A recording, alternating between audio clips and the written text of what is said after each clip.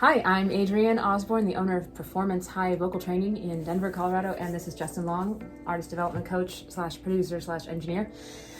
And we thought we would talk about how do you find your musical people? How do you find a band to join or find someone to collaborate with, someone to play some gigs with?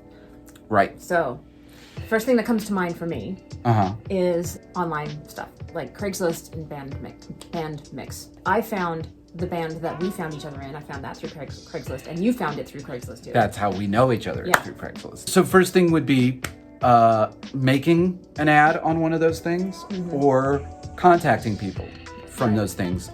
Or something I think people don't do enough is do wanted ads. Like if you're, I'm weird and I don't need to be in a band ever again in my life, but except mine. Except yours. I'm kidding, but I still look at the Craigslist ads all the time, and I don't see enough wanted ads. Like I know people who literally want a guitar player to accompany them while they sing, and I never see an ad on Craigslist for a singer being like, singer, I want to do blues covers, looking for acoustic guitar player. And I think that's one thing that where people aren't successful is they aren't targeted enough. Like you need to sit down and figure out, what do you really want to do? Pick something at least to start going after. Right. That said, I think that back when we met, Craigslist and Bandmates were just better, or for this purpose. For this purpose, I don't think they work as well. Which brings us to Facebook groups. There are tons of Facebook groups in your area that probably say something like so-and-so musicians match. Or music scene. And asking to join those groups and just making a nice post there, I think is probably where people are finding people now. Yeah, as far as like if you don't have a network. As far as if you don't have a network. So let's talk about, okay, so that's online stuff. Let's talk about how you kind of start networking and meeting people.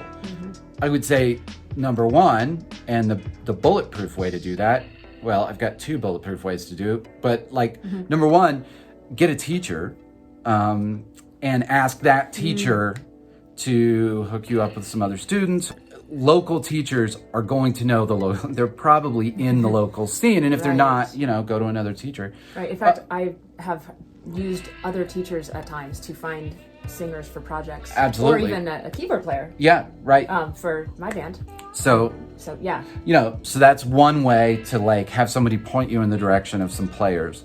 I will add a caveat to that, and that is you can't necessarily go to a teacher and be like, hey, will you connect me with the scene? Will you recommend me for some stuff? Because good point. You may not be ready, and they can't expend the political capital or the personal capital to like recommend someone who's not ready for a particular position. But if you have a relationship with a teacher, when you are ready, you will find those opportunities coming to you because you're top of their mind. Right. They know you're good. That brings me to my second bullet point thing, which is just start going to shows.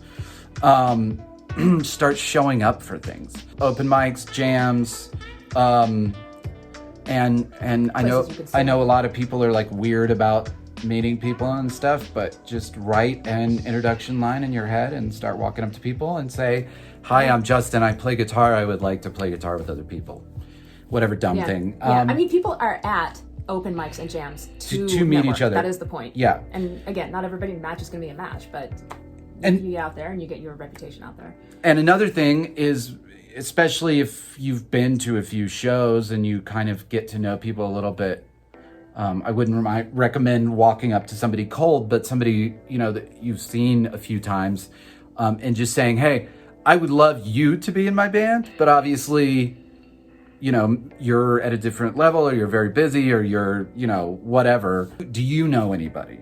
Because often that bass player that you love in the local scene, he's going to know guys who are similar players, but just more ready to put that don't have something put together already. Right. And to be specific about it, like if you go to, say, an open mic or a jam where there's a house band, the house band's going to rock because they're professional musicians. Right. And you might be like, oh man, that is the bass player I want in my band. Right. He's probably not available, at least not for free.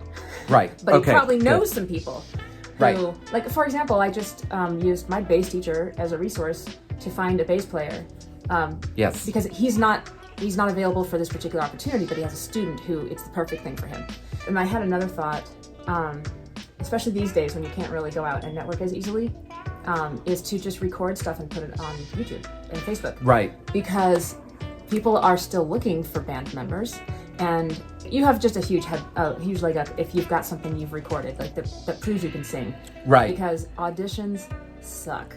Like I hate running auditions. Yeah. So many people come in thinking they can sing and they can't. And so a lot of bands won't even have auditions. They will just invite singers they find online. So you gotta be online. You have to be out there doing covers of the style that you want to do, or have your original stuff out there. And I think that's another great point if you're looking for like songwriting partners and stuff, is just putting some of what you've got out there. Like, hey, here's my thing. It's kind of an Adele thing, and I'm looking for somebody to work with. I will say with all of this, one thing that will help you find success in finding people is just being cool. And not bragging. Don't tell anybody you're the best singer they've ever heard. Don't claim to be, guitar player way better than, anybody you've ever heard. Looking for people like that may seem like it would be effective, but nobody wants to work with somebody who's arrogant. I mean, that's the thing. Like, there are a lot of musicians in most scenes. There's a lot of musicians here in Denver. Yeah. And when I'm cycling through the people I know, or the people my friends know, for a position that I need filled in a project, the very first thing I ask myself is, would I want to work with this person? What do I know about them? Have I had bad experiences with them before? I don't care how good they are. That's absolutely. I don't want to work with someone who's going to, be hard to schedule with, or, create bad band dynamics. And we both know people who are successful musicians, and they're great players. They're great, but they're successful because they're really fun to be around, and they do their share of the work, and they always show up prepared, and that's why they could be half as good and you'd still want that guy in your band. Because or girl, obviously. Thank you. Yeah. Just because they're enjoyable to be around, and they do the work, We mentioned finding people to collaborate with on writing songs. Another couple of ways you can find people to collaborate with are through songwriting conferences, like the Durango Songwriters songwriting. What's it called? Exposition. Anyway, look up Durango Songwriters, you'll find it. I can't believe it. That happens twice a year. It's not in Durango at all. And there are songwriter groups. Yes. There's a organization out of Nashville that has chapters in at least most major cities, and I think they meet weekly even. And they're not like writing songs together at these things. These are networking events for songwriters. Right. And there's also things like the Taxi Rally in LA, which is a huge rally of people looking to write for film and TV. Same with the ASCAP Expo. So if you belong to a PRO, or you can join a PRO, which is a performing rights organization, right? They have their own expos and conferences where that's what people are there for, to find singers and top liners and musical collaborators. I mean, I guess this goes back again to going back even more. Songwriter things, shows, industry events, conferences, just start showing up. And you have to have something of yourself online. Yes. I mean, that's you're just showing up is like the number one thing, and it's not going to be instant for other people. And if you're just starting out, you might find it harder. Like, you've got some skills to develop, you've got some confidence to develop, maybe. So just keep at it. Yeah. So networking in person, networking online. Oh, and I was saying, you need to have something to represent yourself online. Right. You don't have to have your own whole website, although that really shows that you're serious about it. But you've got to have you playing your instrument, voice or otherwise, if you're looking to do that with somebody else. And even if you're worried about the level of how good it is, at minimum, put something on YouTube or SoundCloud and mark it private, so at least you can send somebody the link to just be like, hey, here's my thing. Because I think that's another barrier. We talked about it a little bit. Like, people don't necessarily want to meet blind and have no idea Yeah. what situation they're walking into. And you know. don't either. No, you know? don't. No, You'll save a lot of time. You'll if save a you lot of can time. Check each other out mutually, just like dating. You know? Yeah, exactly. It's kind of hard to be like, to have no idea what the other person's style, what they're into, what their vibe is. Yeah. So yeah, having something online is huge. And then once you're kind of in the scene, then a lot of work just comes from word of mouth. Yeah. Once you've been in a band and you've been out playing, then you start to get to know musicians, and if you're good, they'll start recommending you, and stuff will start coming your way. Yeah, and that's it's very true. So that's meeting people. Yeah. Getting into the scene. I haven't done it in a while. No, we haven't.